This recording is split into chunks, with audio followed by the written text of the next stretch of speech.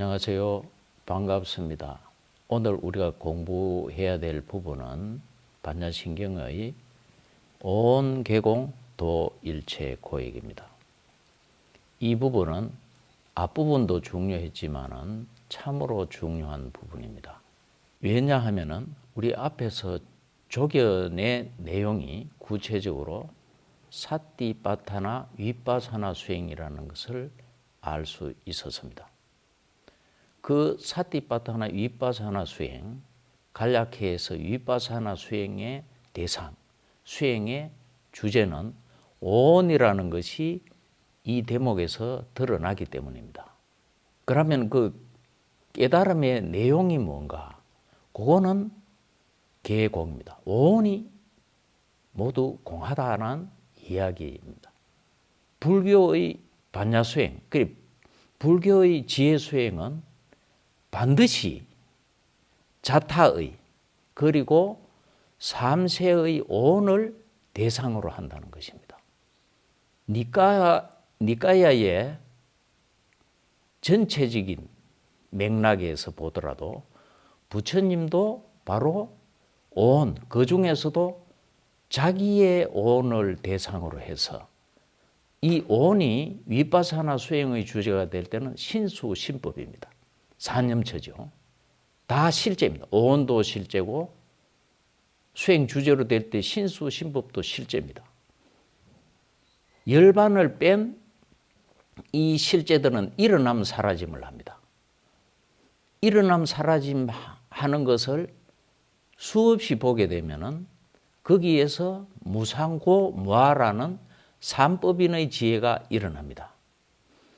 이 삼법인의 지혜를 통해서 수행이 무르익을 대로 무르익게 되면은 반야가 깊어져서 무상해탈을 얻는 분도 있고, 그렇게 해서 성인이 되는 분도 있고, 그 다음에 고를 자기하면서 무언해탈을 얻어서 성인이 되고 깨달음을 얻는 분도 있고,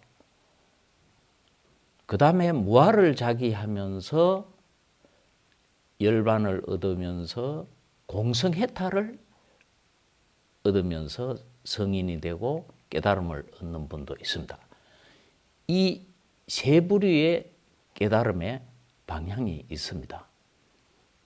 그 중에서 지혜로운 분들이 깨닫는 것은 무아, 우리 이 반야신경에서는 공 또는 공성으로 표현이 되고 있습니다. 바로 이 공성해탈을 통해서 열반을 보고 생사윤회로부터 해탈하게 된다는 그런 내용입니다. 그러니까 니까야라든지 스가모니, 역사적 존재인 스가모니 붓다의 경우를 보더라도 특히 지혜수행, 반야수행, 윗바사나 수행의 수행 주제, 수행 대상은 바로 온, 그러니까 조견의 대상도 바로 온이라는 것을 우리가 이 대목에서 알 수가 있습니다.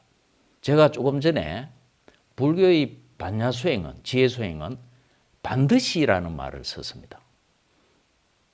반드시 자타, 그리고 자기와 남, 바깥, 그리고 삼세, 과거, 현재, 미래인데 사실은 출발이라든지 또는 주로 자타 중에서는 자기의 온을 대상으로 하는 것이고, 삼세 중에서는 주로 현재를 의 것을 바로 지금 이 순간, 바로 지금 찰나의 온, 물질 정신, 그러니까 그 물질의 일어남 사라짐, 정신의 일어남 사라짐, 정신의 생멸, 이것을 조견, 관찰, 윗바사나 한다는 거죠. 역사적 존재인 우리 불교의 교주인 석가모니께서 보리수 나무 밑에서 개발하신 수행은 온을 수행 주제 대상으로 한다는 것을 우리가 이 대성경전인 반야신경을 통해서도 확인할 수 있습니다. 제가 이 대목을 강조하는 이유는 다른 것이 아니라 불교의 반야수행, 지혜수행의 대상은 온의 생멸, 이제 그 다음에 이제 통찰되는 무상고무와 이지, 깨달음의 마음, 도와 과의 마음의 대상이 되는 것은 열반입니다. 열반도 깨달은 마음의 대상이라는 것을 우리가 잘 알아야 됩니다. 그래서 조금 더 풀이하자면은 부처님께서는 또는 부처님 제자들께서 또 진정한 붓다의 제자로서의 수행자들은 오온을 통해서 깨달음을 얻는 것이지 샛별이 반짝이는 것이 대상이 아닙니다. 그러니까 부다께서는 샛별 반짝이는 걸 보고 깨달으신 게 아닙니다. 그리고 범아 일회임을 깨달은 것도 아닙니다. 무정설법을 듣고 깨달은 것도 아닙니다. 내가 본래 부처임을 아는 것, 그런 내용을 대상으로 해서 깨닫는 것도 아닙니다. 바로 저는 이 대목이 굉장히 중요하기 때문에 이때까지 늘 반야신경을 외우면서도 거의 대부분이 이 대목을 놓친 것 같습니다. 그리고 그 깨달음의 내용은 자타불이를 깨닫는 것도 아니고 천지 여하 동건, 천지와 나는 같은 뿌리라는 것을 깨닫는 것도 아니고 세계는 일화, 하나의 꽃이다 라는 것을 깨닫는 것도 아닙니다. 차는 반을 마셨는데 향기는 그대로다. 물은 흐르고 꽃은 핀다. 이런 대목들이 열반을 묘사한다고 볼 수도 없습니다. 반야신경의 이 대목은 참으로 중요합니다. 조금 더 덧붙이자면 수행의 대상, 깨달음의 대상은 닭 우는 소리를 들어서 깨닫는 것도 아니고 기와 조각이 대나무에 부딪혀서 딱 하는 소리를 듣고서 깨닫는 것도 아닙니다. 바로 오온, 실제인 오온, 또 그 오온의 실제의 생멸, 일어남 사라짐, 그것을 통한 무상고 무아를 통해서 깨달음을 얻게 되는 것입니다.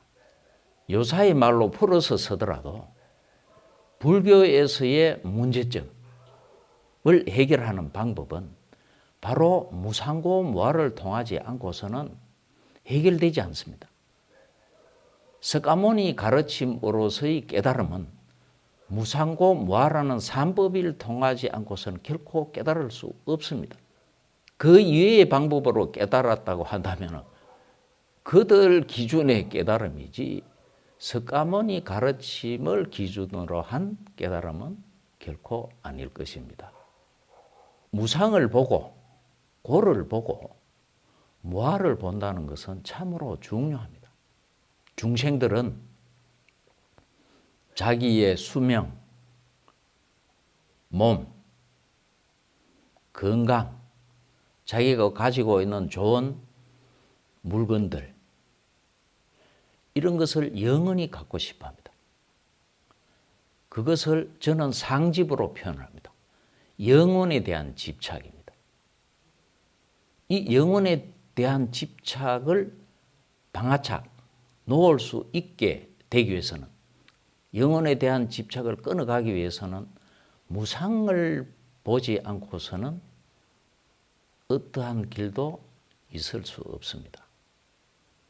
그리고 중생들은 행복, 그 중에서도 감각적 쾌락에 대한 행복에 대한 집착이 강합니다.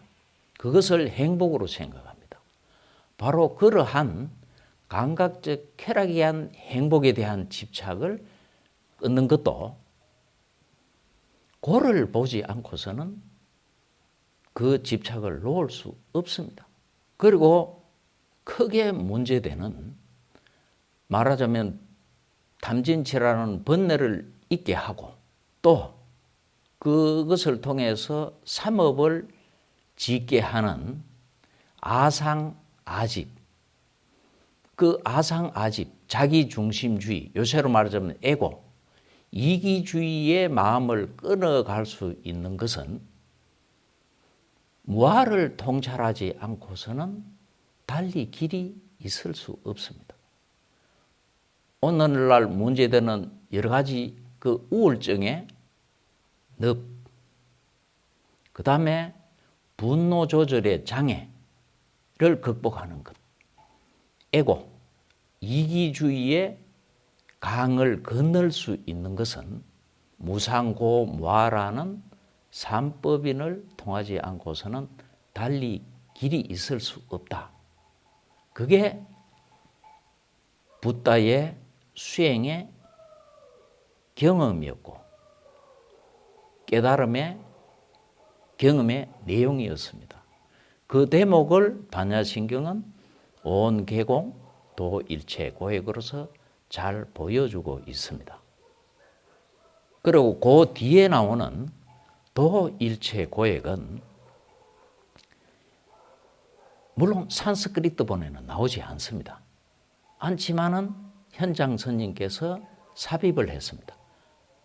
문맥상 이해에 크게 도움이 되는 부분입니다.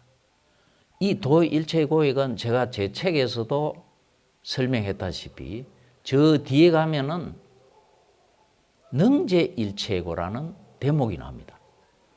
너무 떨어져 있기 때문에 경전을 읽는 사람이 입체적으로 이해하기가 쉽지 않았을 겁니다. 바로 그 능제일체고의 내용을 조금 앞당겨 한 구절을 만들어 넣었습니다.